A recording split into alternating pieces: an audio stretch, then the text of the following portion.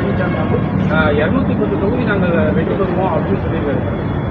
பரவாயில்ல. அவருடைய கனவுல கூட மற்றவங்களுக்கு சில தொகுதிகளை விட்டு கொடுத்திருக்கிறார்.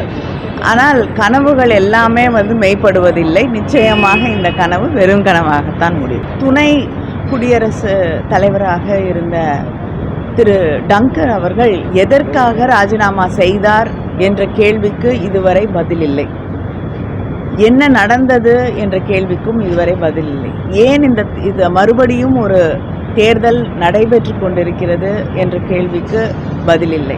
இப்படிப்பட்ட ஒரு சூழ்நிலையிலே தான் மறுபடியும் துணை குடியரசுத் தலைவருக்கான ஒரு தேர்தல் நடைபெற்று கொண்டிருக்கிறது. இந்த தேர்தல் ஜனநாயகத்தில் நம்பிக்கை இருக்கக்கூடிய அத்தனை எதிர்க்கட்சிகளும் இணைந்து ஒரு வேட்பாளரை நிறுத்தி இருக்கிறோம். நிச்சயமாக இது ஒரு ஜனநாயகத்தை காப்பாற்ற வேண்டிய கட்டாயத்திலே இந்த நாடு தள்ளப்பட்டிருக்கிறது என்பதை அடிக்கோடிட்டு காட்டக்கூடிய ஒரு தேர்தலாக இந்த தேர்தல் அமைந்திருக்கிறது. அதனால்தான் அத்தனை எதிர்க்கட்சிகளும் இணைந்து இந்த தேர்தலை சந்திக்கிறோம். வேட்பாளரை வெற்றி செய்ய வேண்டும் என்று உழைத்து கொண்டிருக்கிறோம்.